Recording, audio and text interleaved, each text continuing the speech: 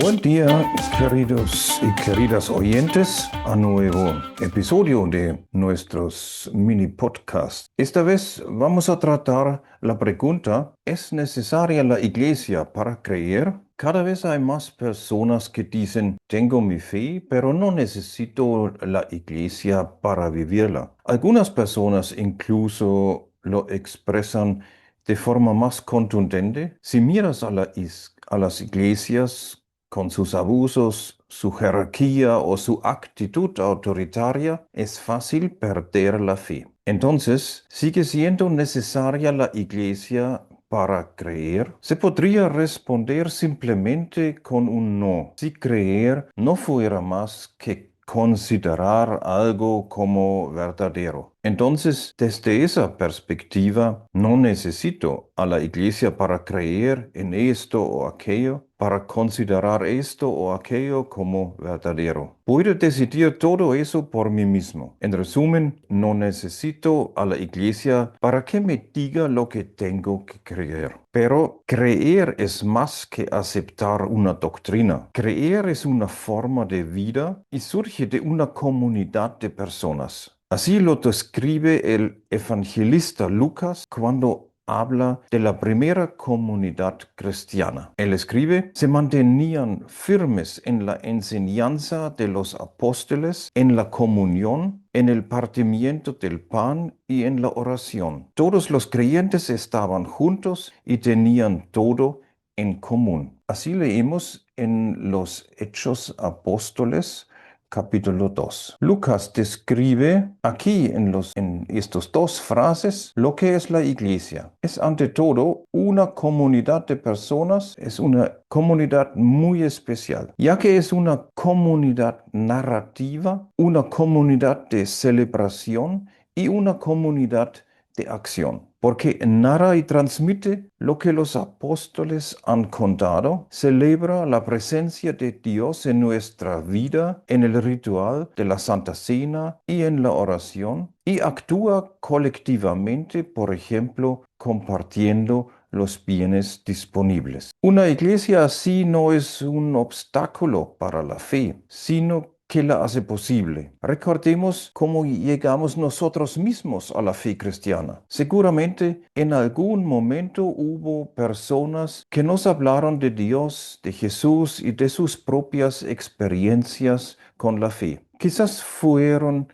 nuestros padres o abuelos, una profesora o unos amigos. La fe no cae del cielo, surge de una comunidad. Y recordemos cómo hemos vivido y vivimos la iglesia, reuniéndonos para el culto, en los rituales que van desde el bautismo hasta el funeral y en alegres fiestas con personas afines. Y por último, la fe también se materializa en la acción conjunta, en proyectos con niños y jóvenes, en acciones contra la violencia, en reuniones de mujeres y en la cooperación con personas marginadas. Por lo tanto, la fe y la iglesia como comunidad de narración, celebración y acción están estrechamente relacionadas. En consecuencia, la fe es más que una cuestión interna, individual y espiritual. La fe es sobre todo una forma de vida. Entonces, si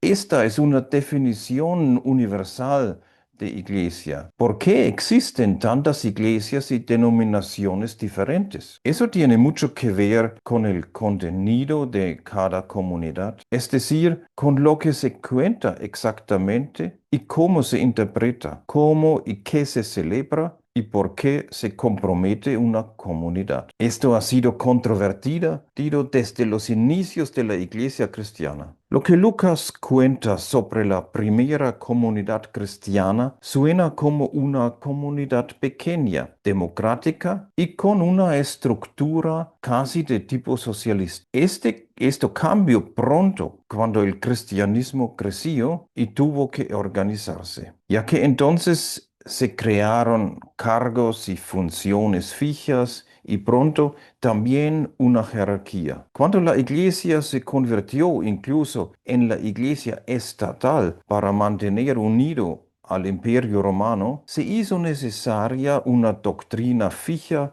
y irrevocable. Se desarrolló el concepto de la Iglesia Católica Romana, es decir, la Iglesia Universal con sede en Roma. Desde esta perspectiva, la Iglesia se entendía a sí misma como la institución que transmite la salvación eterna y la administraba a través de sus sacramentos. Fuera de la Iglesia no hay salvación. Ese era el lema del padre de la Iglesia, conocido como Cipriano. Esto significa que no hay camino hacia Dios sin pasar por ella, por la Iglesia. De este modo, la Iglesia se sitúa, por así decirlo, entre Dios y los seres humanos. Cualquier otro camino se consideraba, por lo tanto, un desvío y una herejía. El Papa, como jefe supremo, se consideraba el representante de Cristo en la tierra. Con ello quedó sellada la jerarquía y el autoritarismo eclesial. De esta forma, tarde o temprano, tenían que producirse divisiones. Las iglesias ortodoxas insistían en su independencia y rechazaban la supremacía del Papa. La Reforma protestante del siglo XVI cuestionó la doctrina de la Iglesia. Esta reforma no se basaba en la tradición consolidada, sino en la Biblia. Por eso, para los reformadores, la Iglesia no era una institución salvadora, sino una comunidad de creyentes con los mismos derechos. El retorno a la Biblia supuso al mismo tiempo una nueva libertad, pero, por supuesto, no se quedó así por mucho tiempo. Pronto surgieron diferencias y divisiones también en el ámbito protestante, sobre todo en la doctrina, que siempre es una interpretación de las Escrituras, pero también en la forma de vida en comunidad. Por ejemplo, surgieron preguntas como las siguientes: ¿cuál es la relación de la Iglesia con el Estado? ¿Pueden los cristianos hacer el servicio militar? ¿Tienen las mujeres los mismos derechos que los varones para ocupar cargos eclesiásticos? Estas preguntas representaban algunas de las cuestiones controvertidas. Actualmente siguen existiendo diferencias significativas en la valoración de la homosexualidad, la diversidad, el aborto, la fecundación artificial y otras similares. Esto hace que a muchas personas les resulta difícil encontrar un hogar en una de estas iglesias, a pesar de que su fe surgió de una comunidad. Entonces, ¿qué nos podría ayudar en esta situación complicada y compleja? Yo llamo ecumenismo y soy consciente de que para algunos representantes de la iglesia, este término puede ser considerado más bien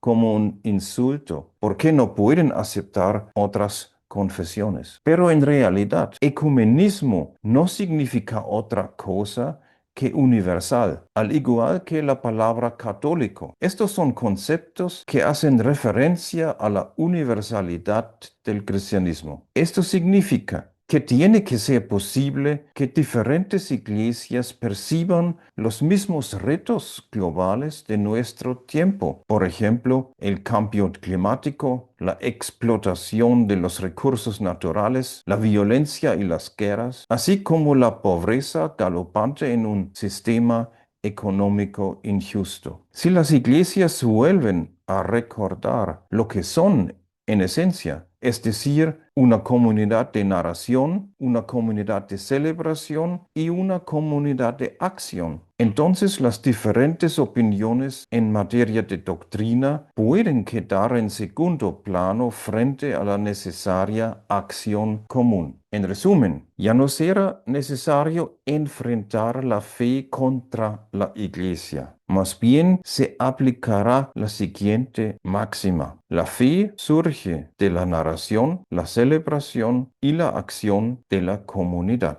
Muchas gracias por su interés y su paciencia. Hasta luego, que Dios les proteja.